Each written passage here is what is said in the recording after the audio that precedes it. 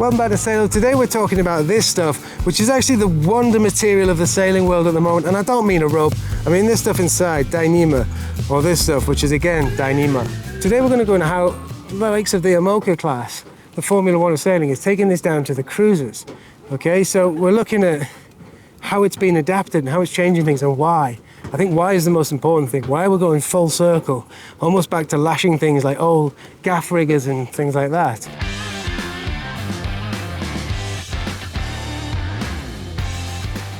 So I'm on an Imoca 60 and I've got the pleasure of speaking to this man, who's Wilf from One Sail. Wilf, of course, is a sailmaker. Hello, Wilf. Hi. How you doing, man? Well. He's going to tell us all about how it's affecting sails, which I think is kind of really important for most cruisers, racers, anybody. So we're not just finding Dyneema in ropes and rigging and this kind of stuff, right? Yeah. You put it in sails. It is. It's a brilliant material for manufacturing sails from. It's got really good stretch characteristics, same sort of ballpark as carbon, right. Which means that your sails stay the aerofoil shape that the sailmaker wants them to be, rather than going draft aft really fast and becoming draggy things that are flappy in the air but not actually driving you forward. And the point of a sail is that it's a sailing boat. That's how you get your power to move your boat wherever you're going.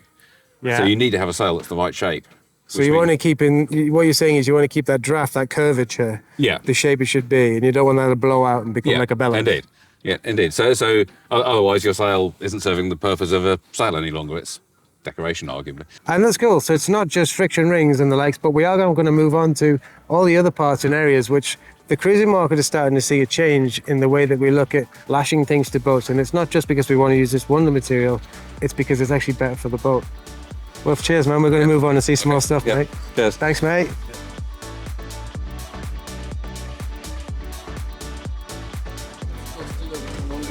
Cheers, Victoria. And we've got a swan right here, a brand new swan. And of course, those guys, you can't get much more classic than a swan. Yet these guys are using Dyneema all over on a production yacht, which is really, really cool to see. So we're also going to top into the rest of the show, show you what's going on with HARKEN, Lumar, and some of the guys that are really utilising their hardware for Dyneema. But let's pop on this one and have a little look, see what they're doing. So, of course, on this one, the rig, it's rod rigging, okay, so we're not going carbon, but it's a lean in the performance direction, which is probably why this boat's got more Dyneema on it. But I still think it's really cool because it's a definite classic. We've got teak on the boat. So, okay, so it's not like full performance, that's a lot of weight. It's a lot of class. The teak actually on the Swan's worth noting. They grow their own teak, so it's sustainably grown for them. It's really, really cool. We've straight away a huge Selden below deck furler, and we're lashed onto it with Dyneema there straight away. So the tack lashing allows you to get the length that you want, which is quite nice, because these obviously have a swelling where the bearing is in there within the housing. And this is allowing us to get around that. So with steels and the like, you've got chafe. We don't want chafe. And this is moving into why Dyneema is becoming a part of sailing. Removing chafe, removing clatter. So how many times have we seen, a topping lift held on with a shackle, and the shackle is chattering through the aluminium fixing? And we can get rid of that by going back to Dyneema, knowing that it's not only going to stop the chattering and the banging and the wear, but it's also going to be strong enough for a long, long time. So moving back, let's go and see what they're doing with the main sheet, because I know they are looking at doing things here. Just as a furler boom. So this has got the whole sail rolled up inside the boom. And again at the tack, this is a track which is separate on this system. So this system unfurls and goes up the track. But again, the tack is lashed on with Dyneema. We've got a German main sheet system, which means that two sides of the track of the sheet are coming up, going down, and go back to the cockpit either side on this one.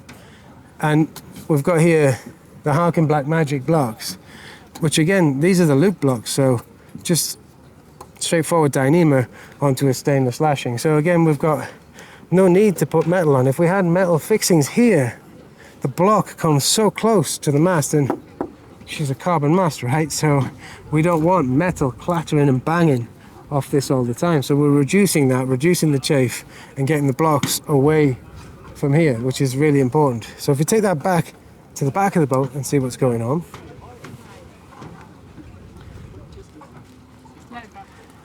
Okay, so moving back aft to the back of the furling boom here, we've got two pieces of Dyneema. And the topping lift is held on what appears to be about 6mm, and that's onto a Dyneema backstay as well. Topping lift there, which is probably a secondary halyard. Now, what's cool about this is that we've obviously got the Antal lashings on here, which are really good. These are the deck lashings being utilised on the boom here. These stand the rope off so that we're not getting chafe where we don't want it. This is a nice and simple place to use it. We're not going to get any chafe. This could be put on a normal boom as well. Coming down, we've got the main sheet itself attached to the back of the mast again through the big Antal fixings. That's lashed through again onto another shackle. Now these could be done with soft shackles. I don't know why they've chosen to go with this, but at the end of the day, that doesn't really matter. The point is, we've got the Dyneema on here, and it's stopping the clattering, the banging, and it's stopping the chafe, which is the main thing, especially on a carbon boom. But even on an aluminium one, we're losing the anodizing and the likes and all that kind of stuff, and it's not really what we want to see. Now, the Dyneema really does help that, and the beauty of it is, as it starts to wear or chafe away here maybe, which is nice and rounded, so it's not likely to happen on the Antal blocks, but on other parts of a normal boom, for example, you can see the wear, which means it starts to fray and it becomes very obvious. That's not the case with a steel shackle. This is pretty good. Now, I'm going to run off to HARKEN and Lumar inside the halls here and have a look, but before I go there, I'm going to stop by another boat. But look at this, by the way. I just want to show you this because we're going to come and have a tour of this one. It's going to be a really exciting tour for us. And it's just like, Swan is so classy, but look at this stainless steel rings welded and ground off in here, running down to the main sheet down there. It's pretty cool, innovative way of having an interesting table. Super different, and I think there's a few cool things they've done on this boat to allow this one to perform really well. So, new Swan 48. Anyhow, I'm going to shoot off. We're going to stop at one more boat and look at their backstay, and then we're off into the hardware that you can put in your own boat.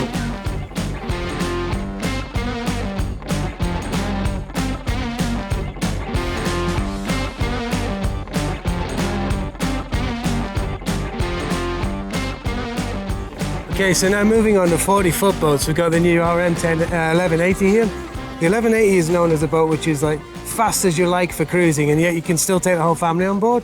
And there's no surprise that they're moving to Dyneemas and the likes. Backstay, it's held on with Dyneema, just like the Mocha.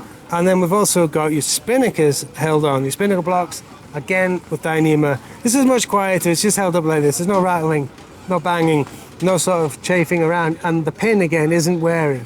So I think the thing is, being able to see the chafe and see that failure point before it happens is actually really important for a cruiser. Moving forward on this boat, there's no tracks. Tracks are kind of cool, but they're also kind of painful when you bang your feet on them. And to me, they're dead. I don't see why we need them anymore.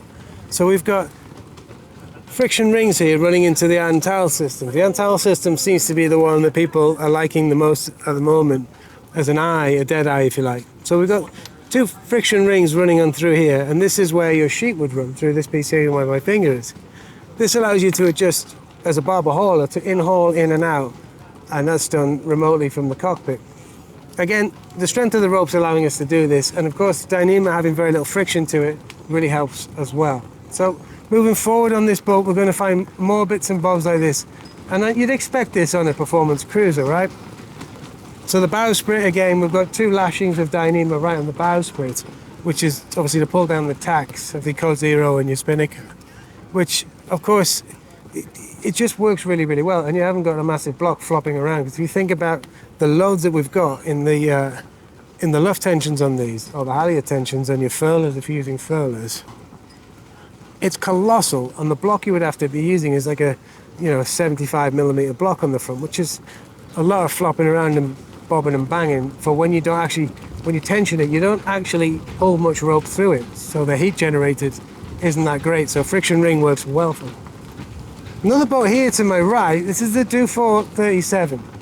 Now, a much more sort of commonly seen boat, and these boats, again, using Dyneema again, and interestingly, no tracks, and interestingly, the Antal loops again, on a 6-to-1 this time, which is again led aft through another Dyneema rope in a sheath so that it clamps well in the jammer at the back. So it's cool to see it making its way onto sort of more production boats as well. And of course, as with all these Dufours and modern style Junots, Beneteaus and all that kind of stuff, you're kind of not really part of the production boat party without a swim ladder, which is of course due to the strength of, you know, having your entire family diving off the back for a nice photograph, needs to have strong ropes. And of course it's got Dyneema strops to hold that up as well, usually on a purchase system.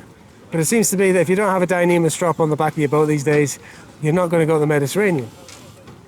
Maybe we need to change our boat, eh? Anyway, let's go and have a look at what's going on in the halls, because the guys that are pushing this along the most are the people who are making the rigging equipment, the deck hardware. These are the things that are making it possible and allowing these people to move them around, bring it on the smaller boats. So let's go and check out, I think we'll stop off and, well, steering. Let's go and check out some steering.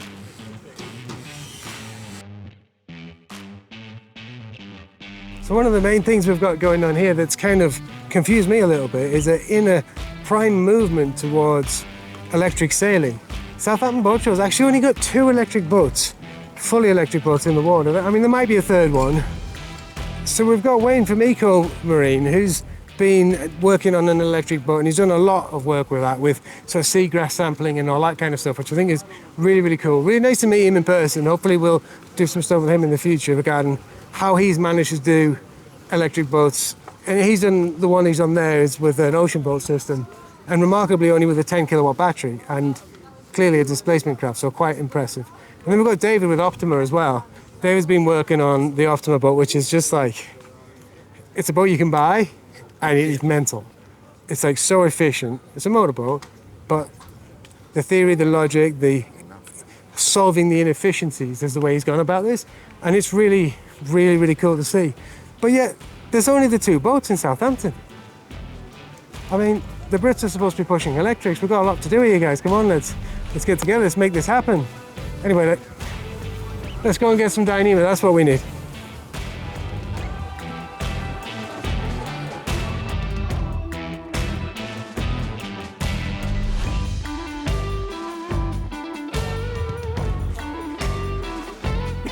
Like I was saying, Lumar have been working on steering.